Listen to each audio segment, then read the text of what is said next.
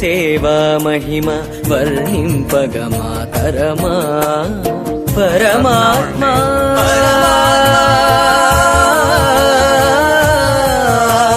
పరమాత్మా తిరువేంకట శిఖర పరంధామా యొక్క అనుగ్రహాన్ని మనం పొందుతూ ఉన్నాం.